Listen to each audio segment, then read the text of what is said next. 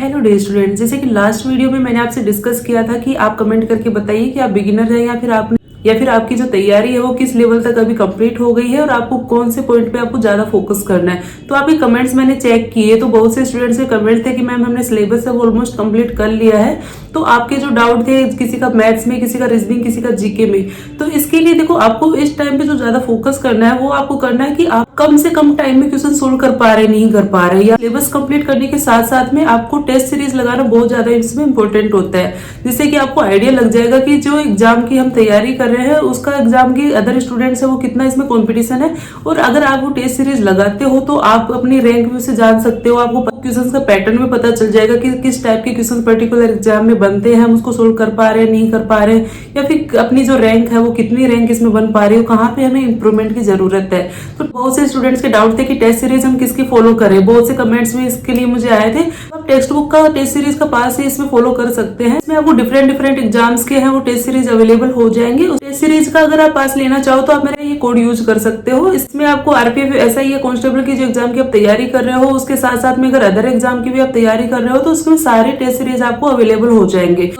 तो इसमें आपको करना क्या है, आप जैसे जैसे साथ में सिलेबस कंप्लीट करते हो उसके जैसे आपने पर्टिकुलर टॉपिक कंप्लीट किया तो आप टॉपिक वाइज भी इसमें टेस्ट सीरीज लगा सकते हो, या आप इसमें सब्जेक्ट वाइज भी लगा सकते हो कि अगर आपको मैथ्स, रीजनिंग या जीके में जिसमें आपको ज्यादा प्रॉब्लम हो रहा है कि आप पर्टिकुलर टाइम में इसको सोल्व नहीं कर पा रहे, तो ज्यादा से ज्यादा अगर आप टेस्ट सीरीज लगाओगे तो आपको एक आइडिया लग जाएगा कि हम 90 मिनट्स में 120 क्वेश्चन जो सोल्व करने होते हैं वो आप कर पा रहे हैं नहीं कर पा रहे। इससे आपका जो स्पीड और जो एक्यूरेसी है उसमें काफी इंप्रूवमेंट होगा।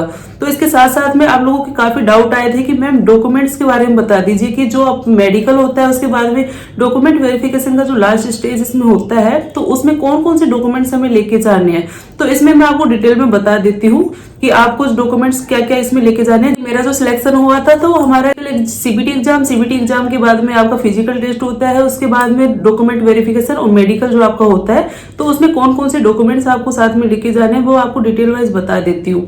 तो जैसे ही आपका सीबीटी एग्जाम है, फिजिकल एग्जाम है, ये आप क्वालिफाई कर लेते हो, आपको मेल के थ्रू एक अटेस्टेशन फॉर्म आपको मिलेगा। ठीक है, ये फॉर्म आप देख सकते हो, जो कि मेरा सिलेक्शन जब हुआ था तो मुझे मेल के थ्रू मिला था। इसकी आपको 3 कॉपीज लेके जानी होती है, तो आपको मैं बता देती हूँ डिटेल में कि किस टाइप से आपको फिलअप करना है।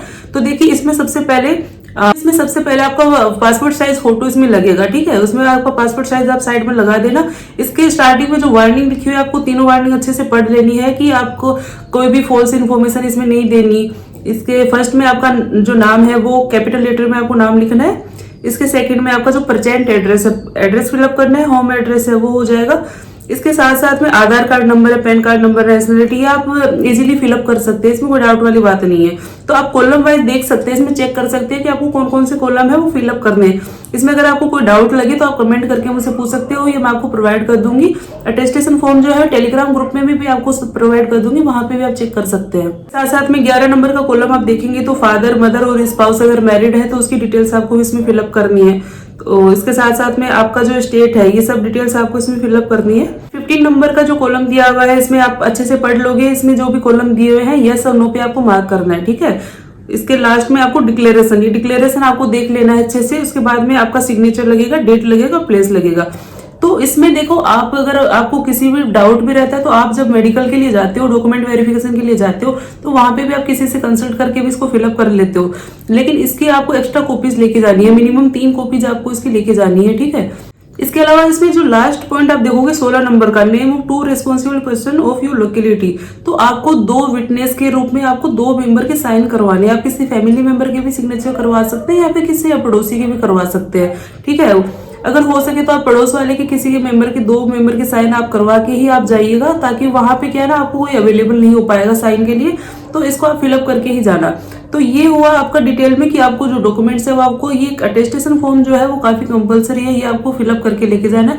और जिस पॉइंट पे डाउट होता है वो आप वहां पे जाके भी किसी से कंफर्म करके भी पूछ सकते हैं।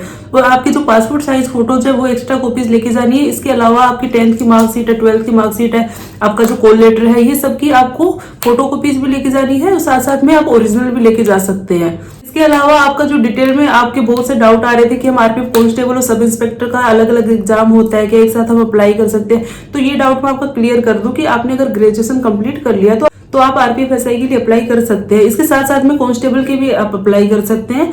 इसके जो एग्जाम होते हैं वो अलग अलग डेट में अलग अलग शिफ्ट में एग्जाम होते हैं, तो आप दोनों एग्जाम इसमें दे सकते हैं। सो आई होप ये काफी आपके लिए हेल्पफुल रहेगा। इसके अलावा भी आपसे मैं कनेक्टेड रहूंगी, जो भी इसकी डिटेल्स हम आपको प्रोवाइड करने की कोशिश करूंगी।